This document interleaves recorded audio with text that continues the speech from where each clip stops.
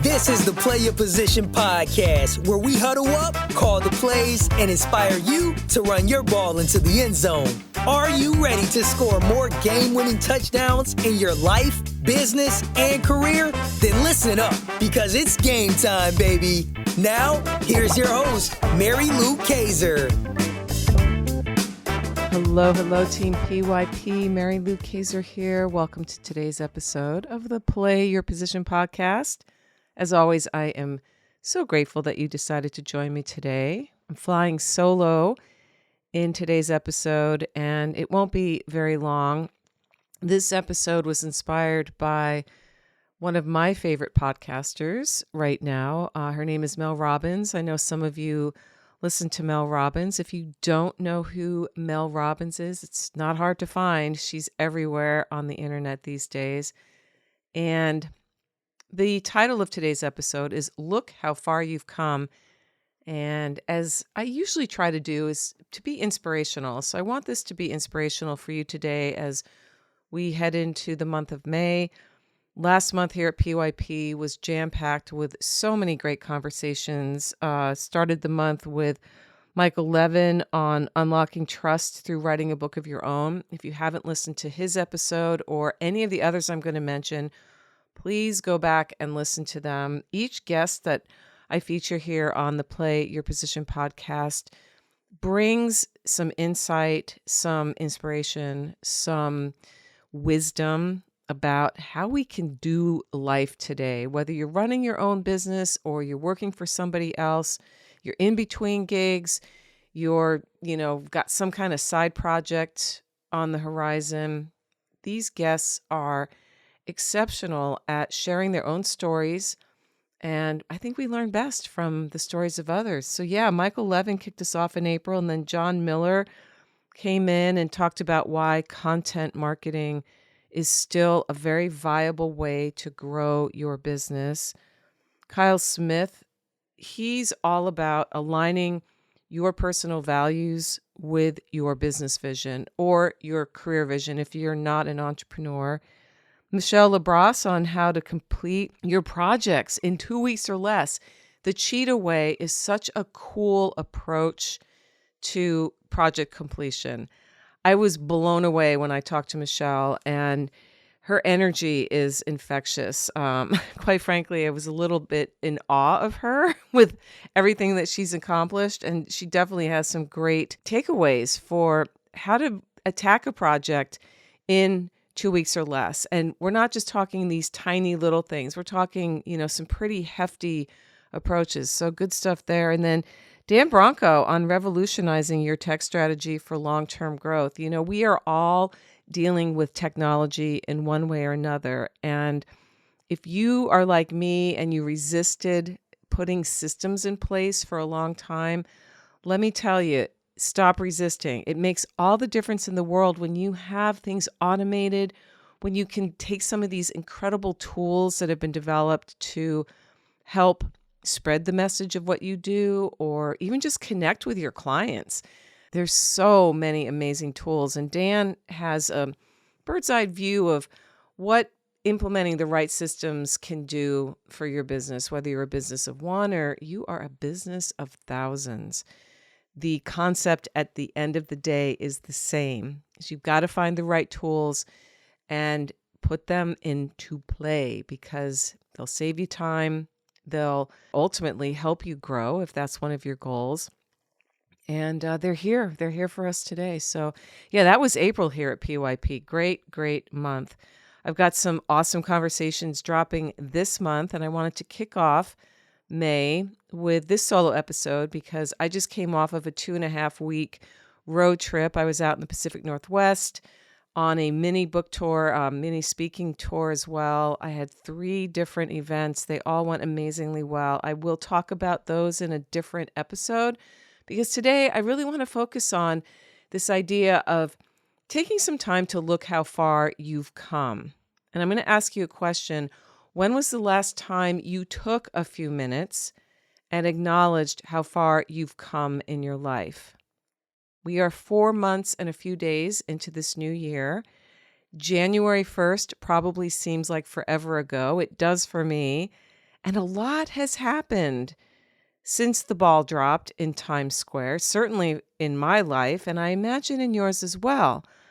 And the thing is, like a lot of people today, I tend to get immersed in daily life. Everything from my regular routines, reading, morning yoga, and journaling is how I begin each day, to planning for upcoming events. Like I just mentioned, I was on a 2.5-week whirlwind book signing and speaking tour in everywhere from Bellingham, Washington, all the way down into Eugene, Oregon, and in between these things, right? The big things is everything else. Meal prep and eating, exercising, doing laundry, taking care of my mom, running errands, podcasting, mastermind calls, content creation, self-care. I'm a big advocate for regular chiropractic and acupuncture. These are must-haves at this point in my life. Everybody's different, and I advocate that everybody discover and then put into play what makes sense for you in terms of taking care of your mental health, your physical health, your emotional health, and your spiritual health, whatever that practice may look like for you. So it is easy, sometimes too easy, to lose sight of our big dreams when daily life demands so much of our time and attention. And if you still have kiddos at home, listen, I get it. I raised 2 of my own, and your life does become their life, especially when they're teenagers and they're in a million different things, and you've got to go to all their, well, you don't got to, you want to go to see their plays or hear them sing or watch their games or travel with, their team, not to mention just helping with daily homework and navigating school. It's different for kids today than it was for, my generation. Gen Xer, I look back and I remember thinking back then, yeah, life is getting definitely busier and different, but the internet and social media have changed everything, especially for our children. But I digress, okay? Like I said, I was listening to a recent Mel Robbins podcast episode, and one of the things that she was talking about was taking some time to acknowledge what you have achieved. And I realized that I have accomplished many of the goals I set for myself at the beginning of the year. And I'm celebrating that in today's episode and encouraging you to do the same. Even if nothing big has happened in your life since the first of the year, I bet when you think about the last 16 weeks, you will be able to look at how far you have come, because small accomplishments count too. Are you as far along as you'd like to be? I don't know your circumstances specifically, so I can't answer that, but you certainly can. And what I see when I look back is I'm feeling pretty good about the first third of this new year. I accomplished one of the big goals I've had on my list for quite some time, long before January 1st of this year. And that was to read and sign my book, The Far Unlit Unknown, in front of a live audience in indie bookstores and work with indie bookstores to bring community together. And I achieved that. Feedback from the people I met on this mini tour was beyond anything I could have imagined. People were so generous and gracious with what they told me about my work. I felt seen and heard and appreciated as a writer, as a poet, as a speaker, and ultimately as a human navigating my way through life. And these are not small things for any of us. Being seen, being heard, having people acknowledge that what we're doing matters. These things can make such a difference in our mindset, our attitude, and they give us some of that fuel for the next set of goals.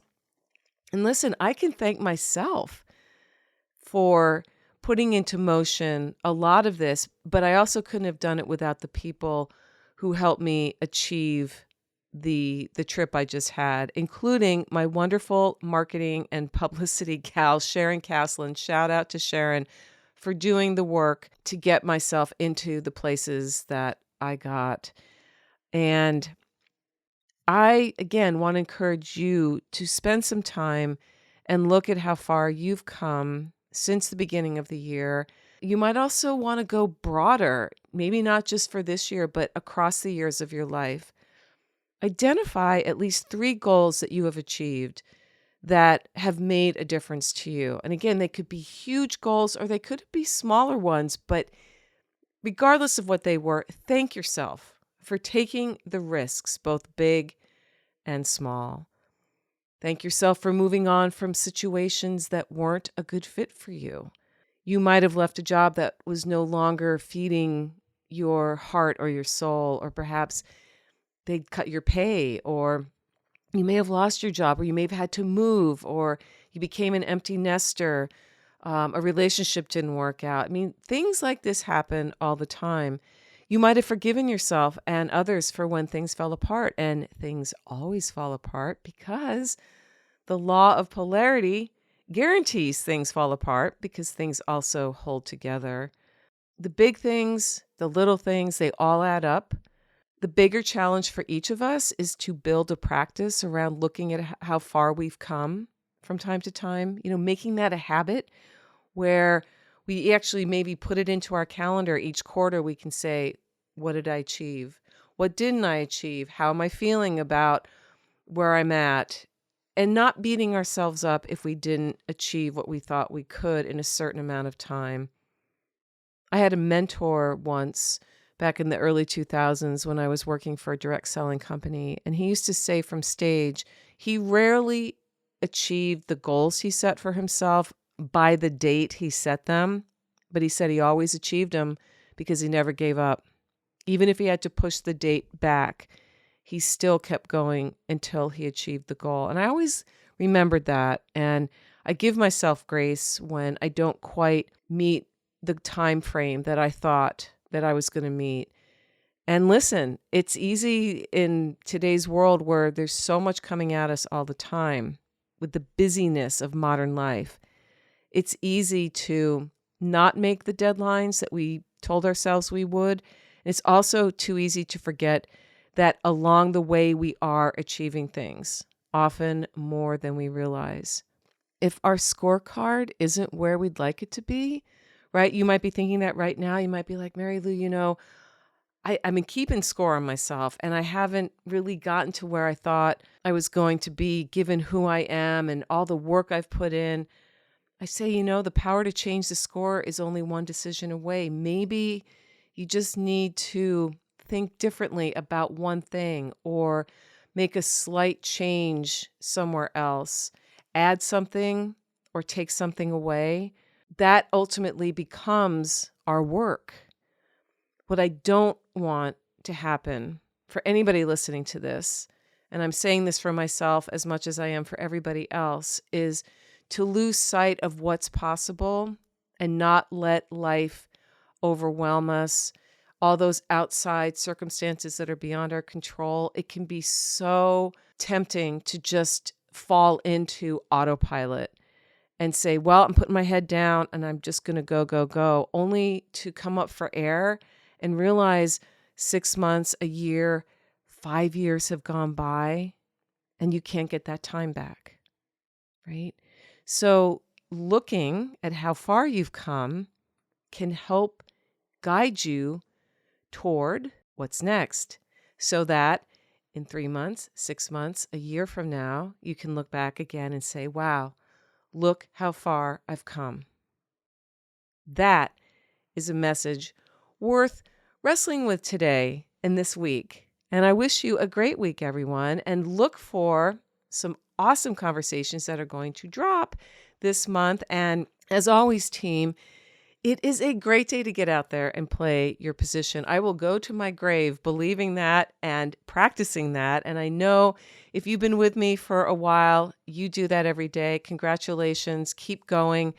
You're worth it. Your goals are worth it. And you have come a long way, baby. I wanted to work that in. So with that said, I'm going to bid you a great day, and I will catch you next time. Here at the Play Your Position podcast, we believe that the road to self-mastery and a life well lived starts with answering the call to leadership. That's when the fun really begins. Send this episode to any friends who might need to hear the inspiration and ideas you heard today. And feel free to rate and review us on your favorite podcast platform.